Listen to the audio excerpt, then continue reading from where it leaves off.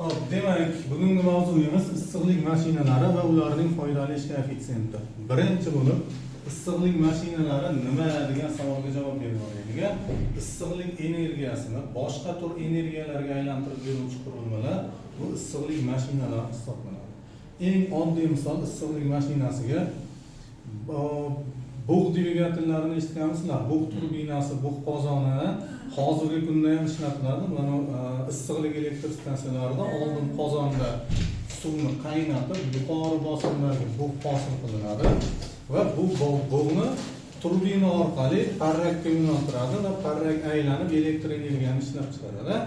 Bundan tashqari eng ko'p qo'llaniladigan issiqlik mashinalaridan ichki yonuvchi dvigatelini eshitganmiz. Hozirgi kundagi barcha avtomobil, katta texnikalarda ham KAMAZ, samosuval, nimaiki yurib turgan texnika bo'lsa, elektromobildan tashqari hammasida ichki yonuvchi dvigatel ishlatiladi va bundan ham quvvati yuqori bo'lgan reaktiv dvigatellar ham eshitganmizmi? Bular ham issiqlik mashinasi, issiqlik dvigateli hisoblanadi. Demak, birinchi issiqlik mashinalarining turlari. Demak, birinchisi bir bug' turbinasi.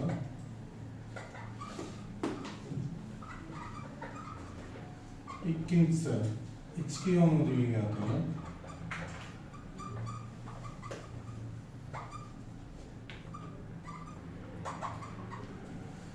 Ve üçüncüsü reaktiv dvigatel.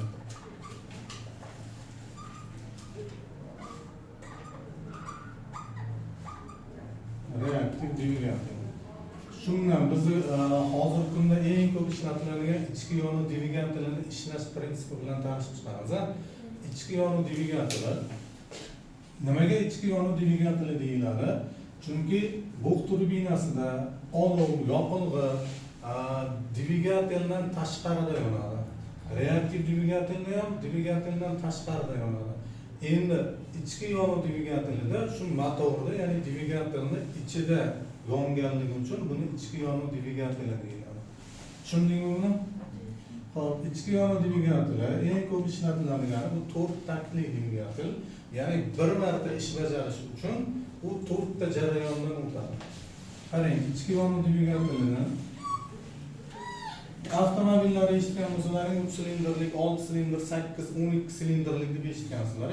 Hozirgi biz chizayotgan mana chizmamiz shuni faqat bitta silindr. Bunda nima bo'ladi? Hop. Silindrik idish. Silindrik idishning bir tomonidan gaz yoki yoqilg'i kiradi. Ikkinchi tomondagi tirqishdan bo'lsa, xuddi o'sha gaz yonib bo'lgandan keyin chiqib ketadi. Endi bu gazni yoqish portion bilan bekitib qo'yilgan va mana bu portion motorni valiga ulab qo'yilgan. Ya'ni mana bunday ko'rinishda ulab qo'ysam valga portion tepaga pastga tushgan paytda val nima qiladi? Aylanadi. Endi mana bu tirqishlarimiz klapan bilan bekitib qo'yiladi. Ya'ni qaysidir vaziyatda ochiladi, qaysidir vaziyatda berkiladi. Tushundingmi buni? Ba'zi bir dvigatellarda mana bu joyga switcher degan narsa ham qo'yib qo'yadi. Bu switcherning vazifasi mana bu joydagi gaz yoki yoqilg'ini yoqib berish. Birinchi jarayonni qaranglar. Birinchi jarayon siz avtomobilni o't oldirishni boshlagan paytingizda birinchi motorda qiladigan ishi mana bu narsa pastga tushadi. Bu pastga tushgan paytda birinchi klapan ochilib, bu joydan yoqilg'i kirib keladi. Shuning uchun buni sovish deyiladi. Ikkinchi jarayon bo'lsa, endi mana bu ichkariga nima qiladi? Tushiriladi, ya'ni pastga bosiladi. Mana kirib kelgan gaz, benzin siqiladimi? Siqilishi natijasida bu siqish va uchinchi jarayonimiz endi siqilgan yoqilg'i qizib nima qiladi? Yonadi. Yonish. Va to'rtinchi jarayonimiz yonish bo'lgan paytda, yongan paytda mana porshini nima qiladi? Bu pastga itaradi. Faqat shu jarayonda ish bajaradi. Buni yonish yoki ishchi sikl deyish ham mumkin. Tushundingmi? Endi to'rtinchi bosqichda yonib bo'lgan chiqindilari ikkinchi klapan orqali tashqariga chiqariladi. Buni chiqarish deymiz. Tushundingmi buni ishlash prinsipini? Hop. Endi issiqlik dvigatellarini foydali ish koeffitsiyentiga o'tamiz. Fik. Issiqlik dvigatellarini foydali ish koeffitsiyenti. Issiqlik dvigateli qanaqa turda bo'lishidan qat'iy nazar hammasi bir xil tuzilishga ega. Ya'ni qanday? Issiqlik mashinasi, issiqlik dvigateli dedimi, unda albatta isitgich bor va ishchi qism bor. Ishchi qism xuddi mana biz chizgan porshinga o'xshagan bo'ladi. Bu nima qiladi? Mana porshin kengayish hisobiga ish bajaradi va sovutgich bor.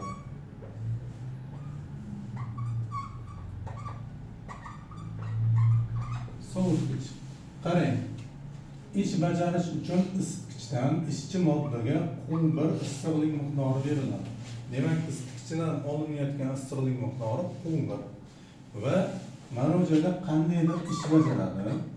Ish bajargandan ortib qolgan issiqlik yoki ishga aylantirilmay qolgan befoyda issiqlik. Bizda nima bor edi?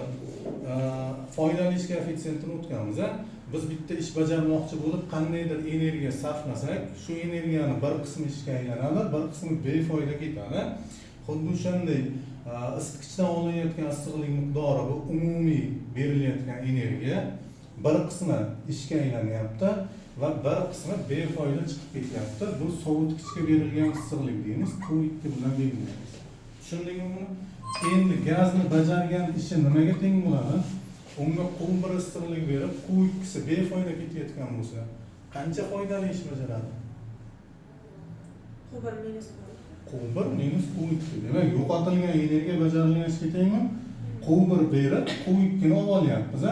Demak, ichida qolib ketayotgani mana Q1 minus Q2miz bu nima bo'ladi? Foydali ish bo'ladi. Tushundingmi buni? Endi to'liq qilib yozib olaylik. A foydali ish deganimiz, demak, Q1 minus Q2 ga teng ekan va umumiy sarflanayotgan energiyamiz, buni A umumiy desak, Q1 ga teng bo'lyapti. Endi foydali ish koeffitsiyentini topish uchun nima qilamiz? Foydali ishni umumiy ishga bo'lishimiz kerakmi? Shunda Q1 minus Q2 taqsim Q1 bo'lib qoladi. Tushundingmi buni? Endi foizda hisoblanishi kerak bo'lganligi uchun buni 100% ga nima qilamiz? Ko'paytiramiz. Mana bu yozgan formulamiz bu real issiqlik mashinalari uchun. Endi ideal issiqlik mashinasi bor. Ideal issiqlik mashinasi bu Carnot siklida ishlaydigan qurilmalar ideal issiqlik mashinasi hisoblanadi. Qarang. Carnot sikli deganimiz o'zi umuman Carnot siklidan olinadi. Sikl nimaligini tushuntirib ketayin. Mana gaz bir nechta jarayonlardan o'tib, o'zining dastlabki holatiga yana qaytib keladigan bo'lsa, bu bitta sikl bo'ladi. Tushundingmi? Endi shu siklni o'tish jarayonida qandaydir u gaz foydali ish bajaradi. Tushundingmi? To'g'ri sikl va teskari sikl bor. To'g'ri sikl deganimiz isitgich mashinalarda, ya'ni issiqlik mashinalarida ishlatiladi. Teskari sikl bo'lsa sovutgichlarda, ya'ni xolodilnik, konditsioner shunga o'xshagan sovutgich qurilmalarida ishlatiladi. To'g'ri sikl har doim soat strelkasi yo'nalishida bo'ladi. Mana bunday ko'rinishdagi sikl bo'lsa, gaz birinchi jarayondan birinchi holatdan ikkinchi holatdan uchinchi va uchdan to'rtinchi holatga o'tib, to'g'ridan yana birinchi holatga qaytib kelyapti. Bu bitta sikl. PV diagrammada bu to'g'ri sikl. Agarda teskari sikl bo'ladigan bo'lsa, unda soat strelkasiga qanday yo'naladi? Teskari yo'naladi. Tushundingmi buni? Endi shu sikllar ichida eng foydali ish koeffitsiyenti katta bo'lgani bu Carnot sikli. Carnot sikli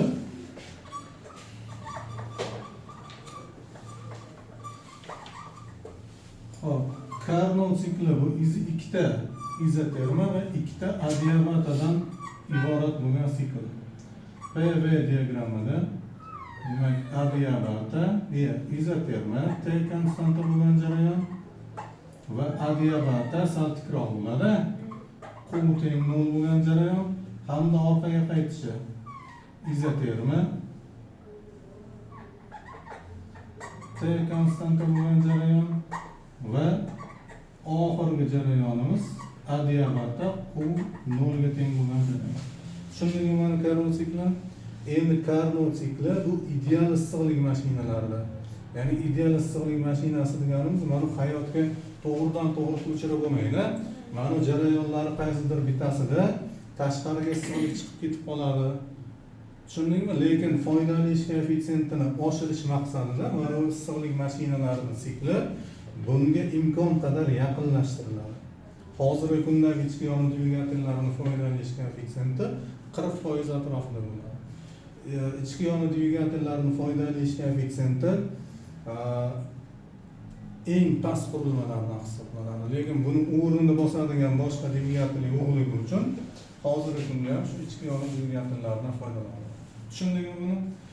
Endi ideal issiqlik mashinasida isitgichning harorati T1, sovutgichning harorati T2 bo'ladigan bo'lsa, tashqariga issiqlik ishchi moddaga issiqlik uzatish jarayonida yoki issiqlik chiqarish jarayonida hech qanday energiya yo'qotish bo'lmaydi. Shuning uchun buni issiqlik miqdori temperaturaga to'g'ri proporsional bo'lganligi uchun mana quvlarini temperatura bilan yozsam bo'ladi. Ya'ni eta barobar T1 minus T2 taqsim T1 ko'rinishida 100%. Tushundingmi buni ham? Mana bu nima uchun ekan? Ideal issiqlik mashinasi uchun ekan. Lekin bu real issiqlik mashinasi uchun o'rinli bo'lmaydi, lekin bu ideal issiqlik mashinasi uchun ham o'rinli bo'ladi. Demak, ideal issiqlik mashinasi uchun ikkalovi ham to'g'ri bo'ladi. Real issiqlik mashinasi uchun faqat birinchisi to'g'ri. Tushundingmi? Endi mabodo sizdan T1 ni berib, Q1, Q2 ni bersa, mana Q2 da Q1, Q2 ni berib, T2 ni toping desa nima qilasiz? Ya'ni sizda nima bor? Q1, Q2 va T1 bor. Ikkalovini nima qilamiz? Tenglab qo'yamiz. Ideal issiqlik mashinasi degan bo'lsa, demak Q1 minus Q2 taqsim Q1 bu teng bo'laveradi T1 minus T2 taqsim T1 ga. Tushundingmi buni ham? Xo'p, sovutgich mashinalarida teskari sikl bo'ladi degan. Endi sovutgich mashinalarning issiqlik foydali ish koeffitsiyentini topadigan bo'lsangiz, sovutgichda hop foydali ish koeffitsiyenti etta sovutgichniki bu 1 minus etta isitgichning foydali ish koeffitsiyenti. Ya'ni siz issiqlik mashinasida turib ettani topadigan bo'lsangiz, birdan shuni ayirib qo'ysangiz, sovutgich mashinasiga kelib chiqadi. Ya'ni teskari jarayon bu. Tushundingmi buni? Hop, tushungan bo'lsalaring unda yozib olinglar.